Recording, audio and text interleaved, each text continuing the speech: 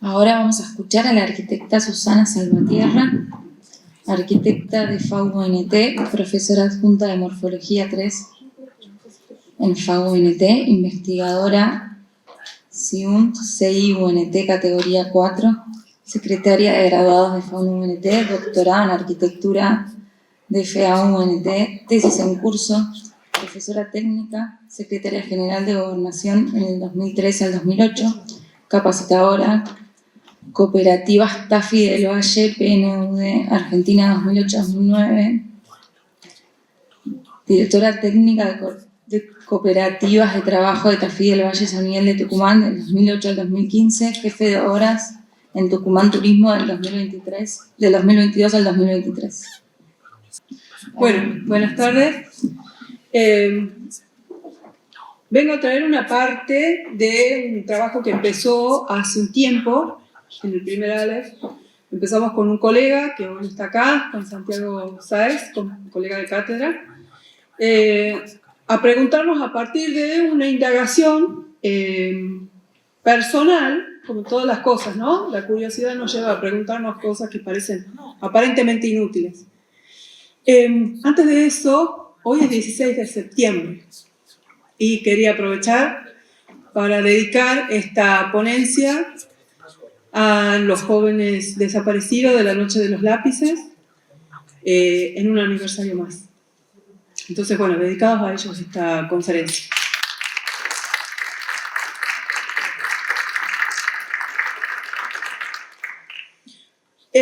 Hace unos años, póngale tipo 17, me quedo sin auto y me veo obligada a empezar a subir colectivo, bajar colectivo, llevar chicos a la escuela, y en este ir y volver me toca un trayecto no habitual. Y todas las mañanas llegaba a un lugar a las 7 de la mañana donde aparecía este señor con su carro, que lo dejaban en una moto, en un lugar bastante céntrico de Tucumán. Ya les voy a contar un poquito lo que es Tucumán, para quienes no conocen. Y hacía esto: llegaba, barría su vereda, eso que era la vereda de todos, la barría, ponía su carro, prendía la cocina y empezaba a hacer praliné. Todas las veces que yo llegaba ocurría eso. Yo un día me parecía raro porque además te corría, vos estabas en la parada del colectivo y te decías, correte un poquito, y levantaba la basura y barría esa vereda en ese espacio donde él instalaba ese carro, ¿no? Entonces un día, primero, bueno, ¿por qué barre si es la vereda? ¿No? Si es la vereda, todo el mundo tira papeles, ¿por qué barre?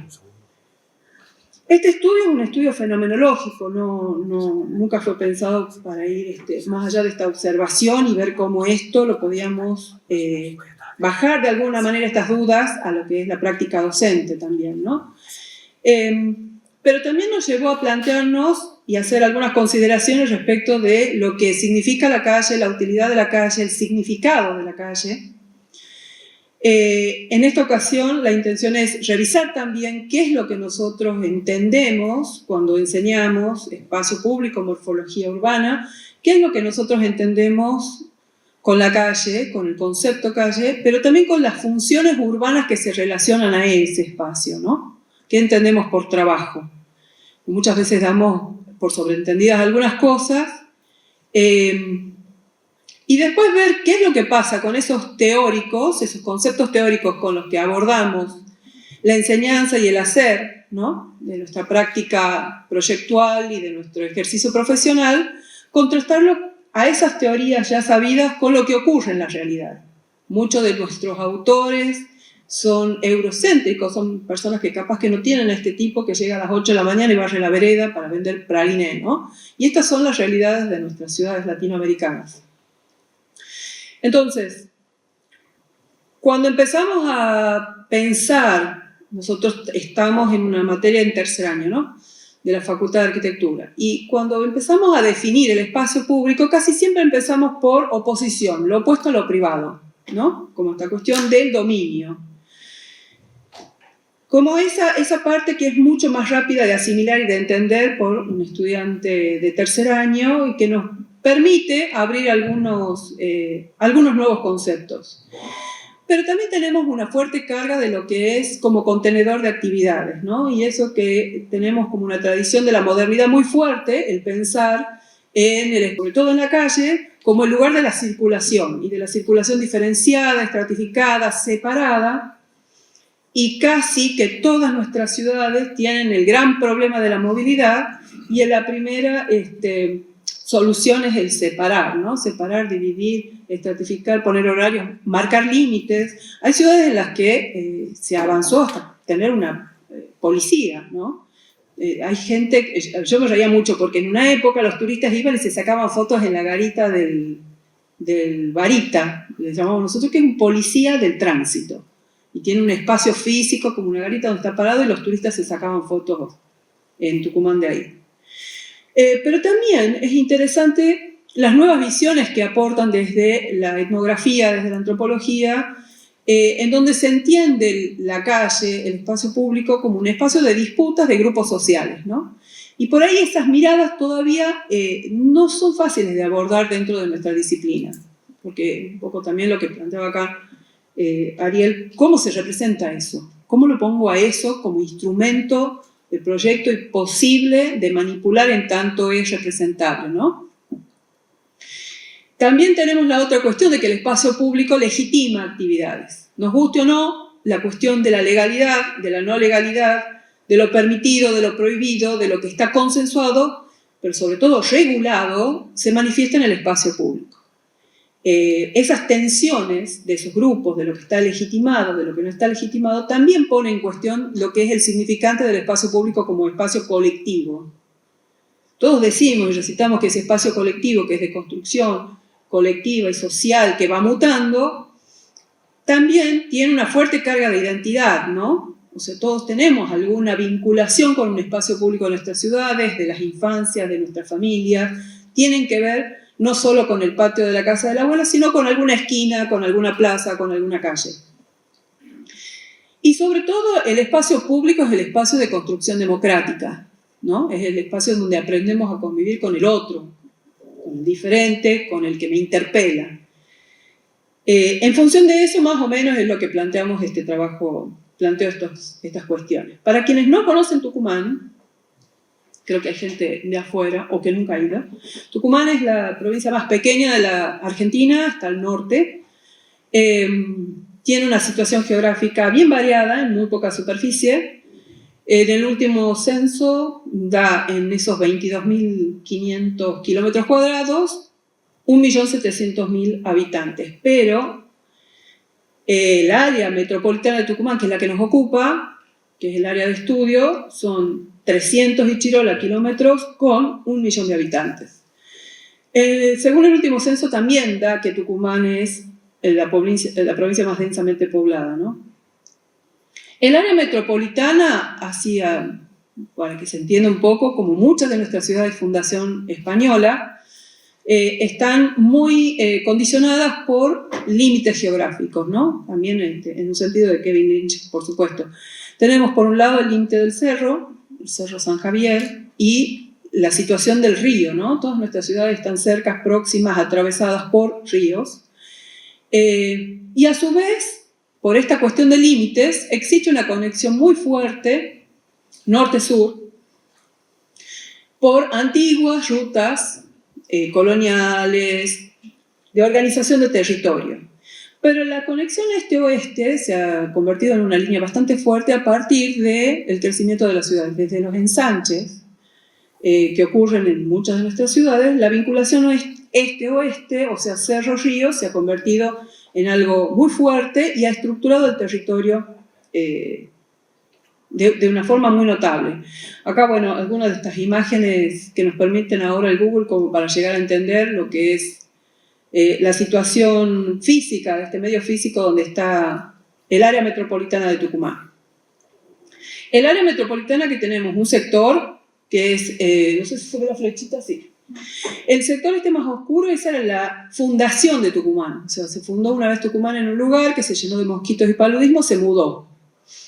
Cuando se muda, más o menos en 1600, 1685, tenemos ya unos años, se funda con 81 manzanas en este sector. Cerca del río, no tan cerca, porque bueno, toda esta zona eran pantanos y qué sé yo, pero en el primer ensanche, que casi todas las ciudades los tienen, pasa a 250 manzanas. Y actualmente el área metropolitana involucra 6 municipios. En ese espacio es donde nosotros nos abocamos en nuestras prácticas docentes, sobre todo de la morfología urbana. Entonces es todo un desafío, un poco recién lo que veía en lo que contaba Ariel, esta cuestión de la cuadrícula fundacional que se extiende en un territorio atravesando límites físicos. En el caso de Tucumán, del área metropolitana, ocurre hasta lo que es este primer ensanche. Luego de ahí, no existe más. O sea, esa imagen me parece súper interesante como ejercicio pensar cómo intervenimos en algunos lugares con el preconcepto de que trabajamos sobre una cuadrícula ortogonal de manzanas de 100%, cuando no ocurre eso, ¿no? En ese lugar, los antecedentes de este trabajo tienen que ver con ese primer trabajo, que empezamos de una forma interesante, observando, tratando de entender cuáles eran las lógicas del uso de la calle como lugar de trabajo, pero vino la pandemia. Cuando empezó el segundo Aleph teníamos una pandemia encima, entonces pensamos qué pasaba antes de la pandemia y qué pasa después. Ya teníamos ese registro de estas actividades, la mayoría de ellas ilegales, por el uso indebido del espacio público, que en este caso era la vereda, y cómo ese uso ilegítimo producía cambios, ¿no? Cambios perceptuales de la vereda, diferentes tipos de circulación, impedía pasos, y cómo había toda esa disputa de que, bueno, en algunos casos eso ilegítimo terminaba generando un espacio físico real, concreto, o sea, concreto levantado con toldo, o sea, una barrera dentro de la vereda, ¿no? Entonces, de todos estos elementos logramos hacer una tipificación, y ahí me encanta la graficación que mostraba recién Ariel, porque el tratar de llegar, que eso también nos interesa mucho, tratar de llegar a entender por gráficos sintéticos y que nos permite una clasificación rápida, también nos permite abordar esta complejidad, ¿sí? No todos los vendedores ambulantes se ubican de la misma manera, no todos venden lo mismo, no todos están todo el tiempo en ese lugar, además de la pelea y las tensiones con la legalidad, ¿no? Eso es aparte. En un segundo momento, luego de la pandemia, esta tipificación nos permite abordar una matriz de trabajo. Ahí pasamos a conceptualizar, ¿no? En esa matriz de trabajo lo que intentamos de hacer es contrastar lo que pasaba antes y lo que pasa después de la pandemia. Porque no sé si todos se acuerdan, la calle pasó de ser el lugar de construcción colectiva por el lugar desierto. El lugar al que no se podía salir, que estaba prohibido, que era el lugar del contagio, entonces empezó a tener otra significación, no recuerdo, creo que desde el proceso no tenía esa significación del peligro, la calle, como tuvimos en ese breve tiempo, ¿no? Entonces, el área que nosotros hemos decidido hacer ese contraste y observación en este momento es el área central, ese primer lugar, ese primer anillo de crecimiento, y ver qué ocurría con la cuestión del uso del espacio público como lugar de trabajo. Y ocurrían estas cosas. Ligadas al área central, en la vereda del frente de lo que se entiende como área central, que es el área de las 4 avenidas, aparecía esto, el área de la vereda como el taller, la vereda como el lugar donde se cocinaba, o se salía cuando hace mucho calor. Tucumán hace muchísimo calor, y no todas las casas están preparadas, entonces el árbol de la vereda generalmente empieza a ser el lugar, la sala de estar, ¿no? Pero bueno, ocurre esto pegado en la vereda del frente del área central. El trabajo en estos lugares se asocia con la marginalidad, se asocia con lo informal, con la periferia, no solamente por una cuestión geográfica, sino también por la actividad. No así, por ejemplo, un bar que tiene las mesas de la calle, ¿no? Es interesante empezar a ver los contrastes de lo que significan. Las palabras son performáticas. Y la ilegalidad, ¿no? La ilegalidad que lleva a hacer este tipo de intervenciones. O sea, la policía del espacio público tiene que hacer este tipo de intervenciones porque se toman veredas, ¿no? Dentro de esa ilegalidad. Pero también habilita esto. También habilita la vereda como extensión del espacio privado, además de la extensión de la actividad productiva, que también genera los usos mixtos del espacio público, que también genera, como decía Jane Jacobs, más ojos, ¿no? Más seguridad. También genera un espacio público como un lugar no solamente de paso, no solamente direccional con una estratificación de circulaciones, sino también como un lugar de encuentro y de permanencia. Durante la pandemia era un lugar de trabajo, en las peluquerías, ¿se acuerdan ustedes? Bueno, ocurrían peluquerías en las veredas, ¿no? Y muchas de ellas con una intención también solidaria. Pero esa nueva legitimación del espacio, y nos ha permitido pensar esta categoría, estaba dada por esos nuevos órganos que surgieron en la época de la pandemia, que eran otras policías del espacio, ¿no? Que era el ASPO, el COE, el comité de no sé qué cosa, que regulaban el uso del espacio público. Pero ese espacio público seguía entendido como un lugar único y como el único lugar donde se puede abordar ciertas actividades, donde en la pandemia tienen la connotación también, cuando estábamos saliendo de la pandemia, como el único lugar salubre, ¿no? Pensemos en las periferias hacinadas, pero también como ese lugar deseado, a donde queríamos volver. Ha empezado a tener ese significado, quiero volver a encontrarme con alguien en la esquina. Creo que a muchos nos pasó la emoción de volver a ver un espectáculo público, de volver a utilizar las plazas con la familia, ¿no? Ahora bien, durante la pospandemia, que es lo que estamos tratando de ver, muchos de esos usos permanecen y se les da una entidad, se los legitima, o sea, está permitido, se les pone un canon, pueden seguir utilizándolo con un canon, hay una ganancia, o sea, los gobiernos locales de alguna manera han tratado de legitimar ese uso que se venía dando. Lo que no significa que el espacio público se haya enriquecido. No significa que hay muchos que usan el espacio público como este señor que lo barre todos los días. Entonces, hay una fuerte asociación, por lo menos estamos hablando del área metropolitana, del espacio público como que no es de nadie, no es el espacio público colectivo de todos, sino que es de nadie, no sabemos quién lo cuida, no sabemos quién lo limpia, es insalubre, tiene la popó de los perros que pasean, es inseguro.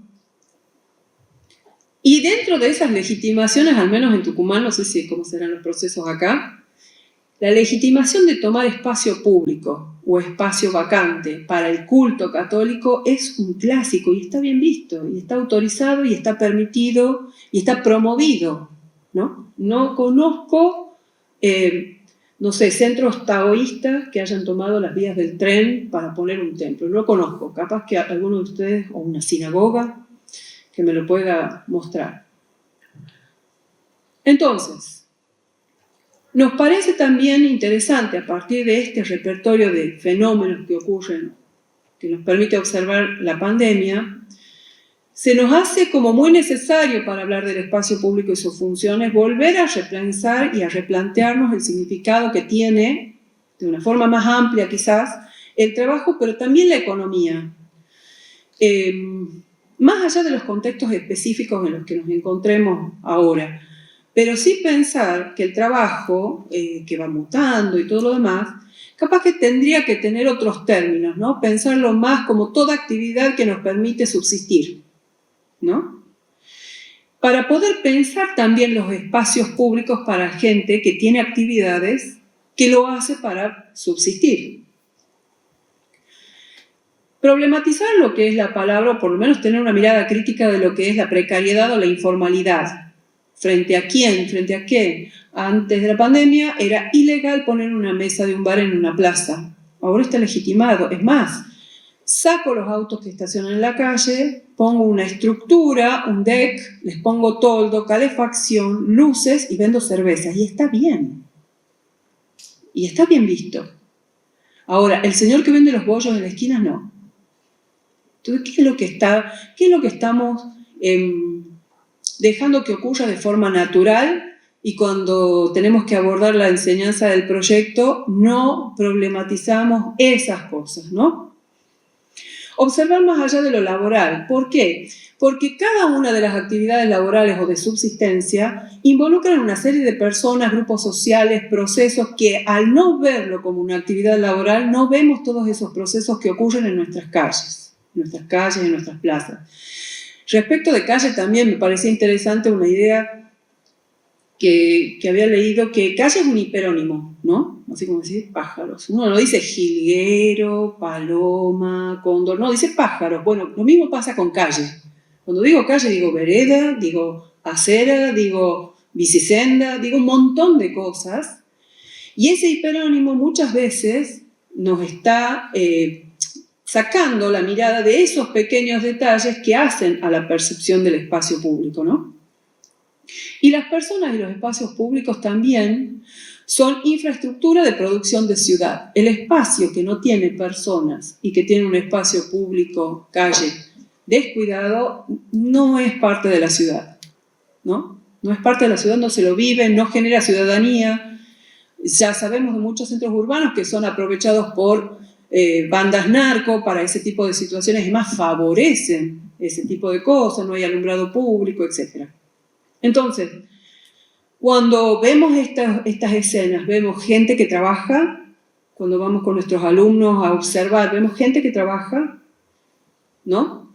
O vemos marginales. ¿Qué vemos? Entonces, cuando empecemos a problematizar lo que significa el trabajo y empecemos a verlo más como las actividades de subsistencia, la gente que participa de esa actividad necesaria en una ciudad, quizás podamos pensar en respuestas espaciales para nuestros lugares, que no terminen siendo solamente el tacho de la esquina para tirar la basura.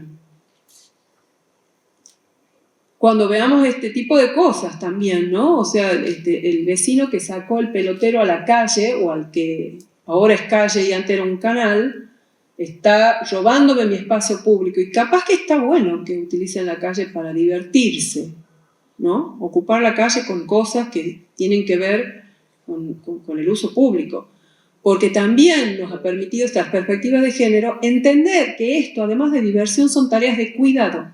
Las tareas de cuidado son trabajo y ocurren muchas veces en la calle. O, por ejemplo, este tipo de cosas, en sectores marginales, el único lugar limpio es la gomería. Cosas insólitas que a veces cuando vamos con nuestros alumnos o participamos de ejercicios proyectuales o nuestra misma, decimos, che, esa gomería es... No, esa gomería tiene un cuidado por un espacio, legítimo, no legítimo, pero tiene un sentido de urbanidad quizás mucho mejor que ese portón tapiado que está al lado, ¿no? O estas actividades que también forman parte de nuestros paisajes habituales. Creo que nadie nunca se cuestionó la casilla del placero en una plaza. Y sin embargo se cuestiona que se ponga el achilatero, en Tucumán es muy habitual el achilatero o el que vende aloja, en una esquina. O las kermeses, que están bastante perdidas. Las kermeses generan un paisaje urbano en lugares donde las calles están prácticamente olvidadas el resto del año, ¿no? Y de repente devuelven esa magia a un lugar. Entonces, esas actividades de subsistencia nos van a permitir repensar, mejor dicho, estas cuestiones laborales, el trabajo, pensarlas como actividad de subsistencia nos va a permitir abordar el proyecto y el trabajo en el espacio urbano desde otro lugar. Cuando hablamos de funciones urbanas, trabajar no es ir de traje a un banco solamente. En nuestras ciudades latinoamericanas ocurre de muchísimas otras maneras. Y es muy probable que mi intención por ahí no era más que nada conclusiones, sino pensar en qué preguntas haríamos cuando vamos a trabajar estos lugares, ¿no? ¿Qué nos preguntaríamos, más allá de medir el largo o el ancho de la vereda? ¿Quiénes se relacionan con estas actividades laborales? ¿Quién está al lado del cartonero? En Tucumán es un clásico que los cartoneros van con los chicos en el carro. ¿Y qué hacen? ¿Cuánto tiempo les lleva hacer esa actividad? ¿Están todo el día? ¿Están a la tarde? ¿Van a la noche? ¿En dónde dejan las cosas? ¿Cuándo empieza y cuándo termina esa actividad? ¿En qué lugar físico empieza esa actividad? ¿Qué pasa cuando no ocurre esa actividad? ¿Qué pasa cuando no hay kermés? ¿Qué pasa cuando no pasa el cartonero? ¿Qué ocurre? ¿Qué pierdo? ¿Qué gano? Y sobre todo, ¿qué espacio necesitan? Entonces ahí la actividad proyectual capaz que se enriquece un poquito más acorde a nuestra ciudad, ¿no? Muchas gracias.